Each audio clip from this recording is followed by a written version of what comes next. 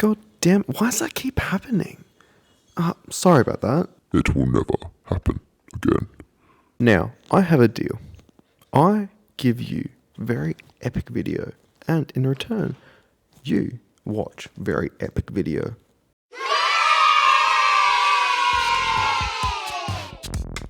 Alright, listen up.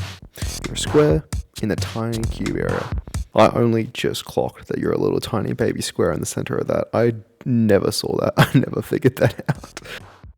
When you pulse, whatever you hit decides how much damage you take. You hit nothing, good job, taking no damage. You hit a square, you're taking damage. You hit a triangle, you're still taking damage. Dodecahedron, damage. You hit a boss, super duper damage. Now, your HP in defense determines how much damage you actually take, so you want to buff those two things up. When you destroy a shape, it drops points you can dump into the skill tree, upgrading your abilities, hitting harder, surviving longer, and eventually evolving into the ultimate form of a square. A triangle. Alright, now that we've sorted out the P's and Q's, what does P's and Q's even mean? I actually don't know. Isn't it peas and carrots? Peas and seeds? I don't know. Now that we've done the P's and Q's, it's time to gear up. We need to increase our damage, we need to increase our HP, we need to get better so we don't keep getting slumped by these squares. Right, we've increased our stomping radius to absolutely smatter these squares. Now we need to just increase our health so that we don't get absolutely blasted by them. Like that boss, big. All bark, no bite. Let's fucking cook it. Oh, that had more HP than I thought it would. I thought it would. Oh, yeah. Yeah, that is. What will happen? That didn't happen. Yeah, that was. Alright, round 2.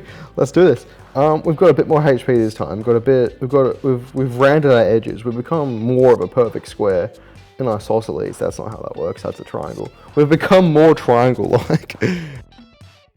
Yeah, it didn't count. Round 2.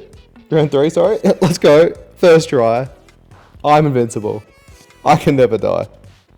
Alright, now that we've beat the boss, we now have a choice between all these different choices. So we've obviously chosen spawn rate, because at the end of the day, the more things we kill, the more upgrade points we get, and the more upgrade points we get, the more we can quickly scale up and destroy more things. So HP, yet again, we love HP. We love it. And right getting into it, there's big squares now.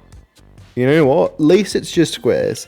At the end of the day, if I had to face triangles, if I had to face the more superior bloody shape, I would die. Triangles are the peak of existence. If I had to fight them, my triangle would just explode. My square would explode. Oh, regen? Regen, huh? Oh, regen seems good. Sucking up triangle force. It's like, like the Flash, they have the speed force. Triangle force. I've got the triangle force, baby. In this instance, I also have the speed force. The game is going at an unremarkable speed. I totally didn't speed it up in back of the settings. Not me. Oh, easy dub, easy win. Triangle force all day. Ooh. Blue powers now? The power of the blue? Ooh.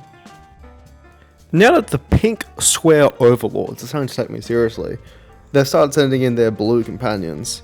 So, the big blue companions. By using the blue-shaped souls as currency with Purgatory, I'm able to exchange their souls with very lucrative awards. Oh, ew, circles.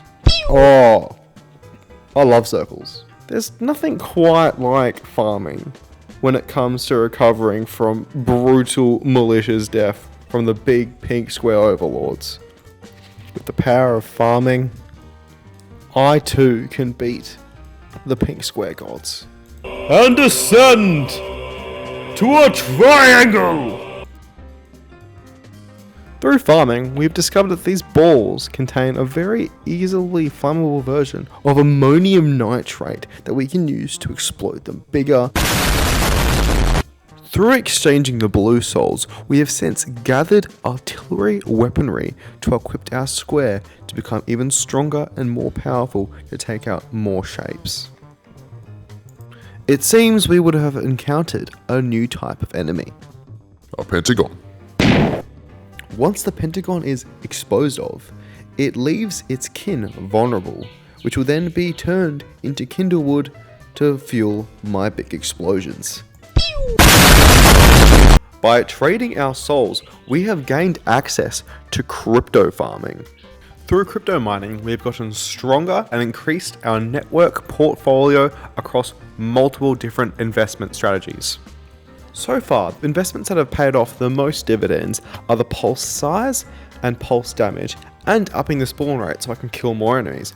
But I've discovered a new venue of artillery-based weaponry that has promising futures. By analysing the expertly crafted performance graph, we can see which asset performed best over time. You can see Pulse had a very early game improvement, as it was the only weapon I had, but as the game's gone on, it slowly plateaued. When it comes to heavy artillery, it came at a very late middle stage part of the game, and has since skyrocketed. And the secret weapon, which hasn't been released yet, now that is a very good investment. Ooh, what's this? Lightning? That's right. By cultivating the souls of the blue shapes, we are able to manipulate magic and conjure forth lightning. From here onwards, we've beat 10 levels and we have 15 more to go. But these levels are very boring. For the entire time, my overpowered square triangle amalgamation is just sitting in the middle doing nothing. So we're just gonna cut those bits out.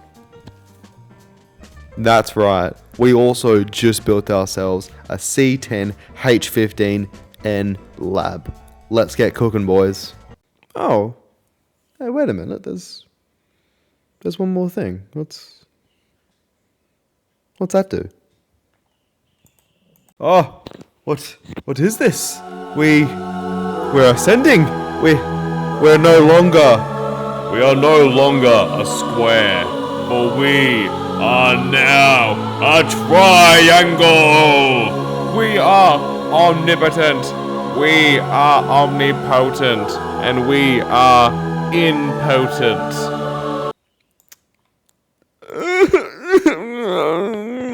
I want to go back to a square.